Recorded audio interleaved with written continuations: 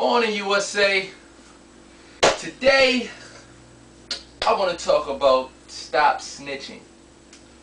Now, for years and years and years within America, there have always been good guys, bad guys, and guys that have been made to look like bad guys. Now, we always know since the beginning, since you were a wee toddler coming up, always been cowboys and Indians. Now, which ones were always the good guys and which ones were always the bad guys? It was always cowboys versus the Indians. Now, why was that? They always made the cowboys be the great one and be the hero, and the Indians were always doing something to harm the villages where the cowboys and the rest of the people stayed. Which was just, if you think about it now, it's just crazy. And then, like 1920s, you had a lot of mobsters and mafia ties and mafia guys coming up, and you know, they do something, and every once in a while you get caught, go to court, and there'd be a guy that would, your own people would testify against you. Now, you've seen a lot of gangster movies and Al Capone type films, and you know, they always say, well, Paulie's a stool pigeon, Paulie's a rat.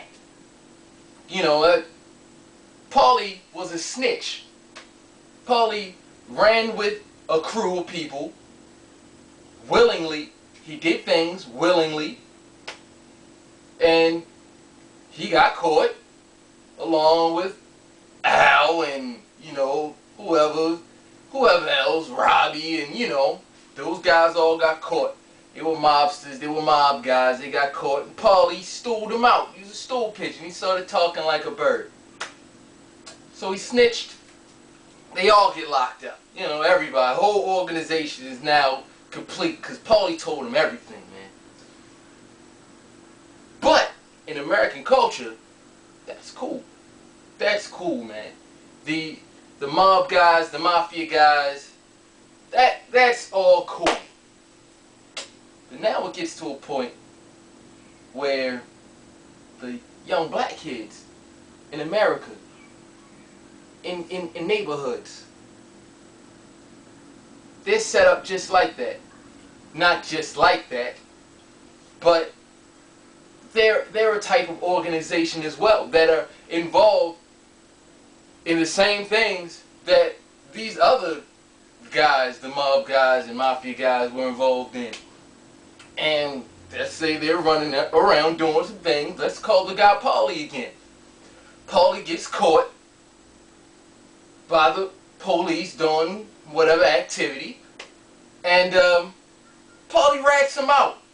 He tells them what corners they got, and who does what in the organization. Boom, everything falls. Everything just goes. Everybody's in jail behind bars. That guy's known as a snitch. Paulie snitched out his crew. But now it's been turned into something different. The media has flipped it, as they like to do, and they have turned it into a thing whereas now it's like they turned stop snitching into something whereas you don't cooperate with the law.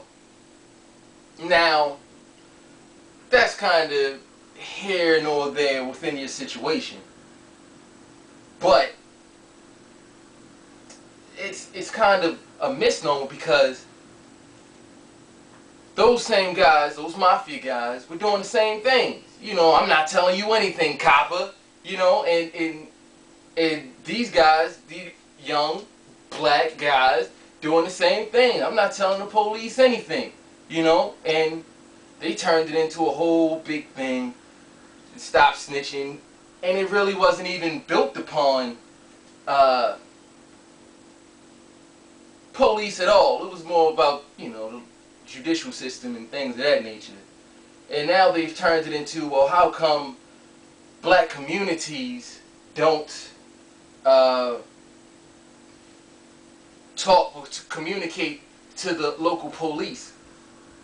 But in the black communities, it's been a disconnect with the people and the police for years.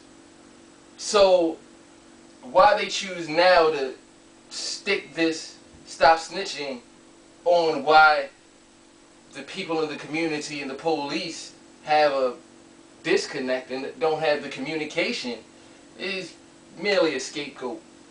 Because the police in urban neighborhoods for years have treated, now I'm not saying all of them,